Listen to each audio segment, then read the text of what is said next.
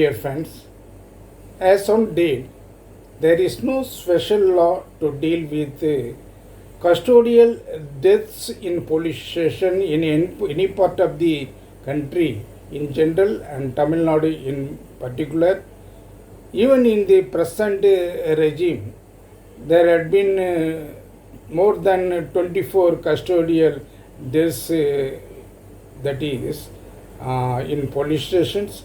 Even in the last regime, that is in 2020, the custodial death of P. Jairaj and Benix at Sathankulam in Thuttukurian district in 2020 had shaken the conscience of the Tamil Nadu people.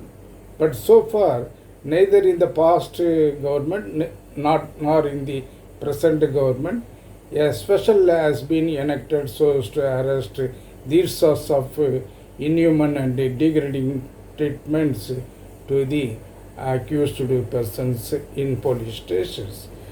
These sorts of inhuman and degrading treatments have been going on unabated without any adherence to Article 14 of the Indian Constitution, which guarantees every person's the equality of law before the law and equal protection of the laws. What is surprising is this: India is a signatory to the Universal Declaration of Human Rights, and so far India has not ratified the UN Convention against torture. In the considered opinion of human rights activist and advocate, Sudha Ramalingam gives an insight in handling the custodial deaths and related issues thereto in these words.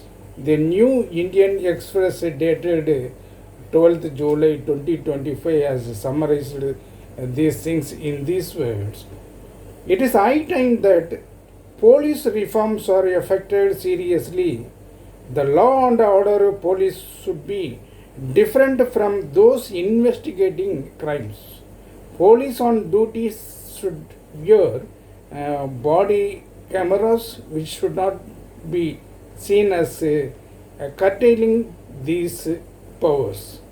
Besides deterring them from using excessive force, the cameras will provide a reliable means to prove that their innocence of if complaints are raised. Functioning of CCTV cameras in all police stations should be ensured. Oversight committees for CCTV cameras should have respectable members of the locality who inspect and view the recordings, which ought to be safely kept without prior notice. Police reforms laid down by the Supreme Court in 1996 in the Prakash Singh case that aimed to insulate the police from political interference and make them more accountable to the public should be implemented. India should ratify the UN Convention against torture. A special investigation to deal with the custodial violence and ensure time-bound criminal prosecution of those committing custodial torture is needed, without which there will be no deterrence. As of now, whether custodial violence or death attracts public attention, an administrative inquiry is initiated. The victim's family is silenced with some compensation. Lower level police personnel are suspended or even arrested. But soon they are reinstated with back wages and continuity of service and even conferred medals. In such a scenario, human, just and civilized treatment at the hands of the police will be a distant marriage.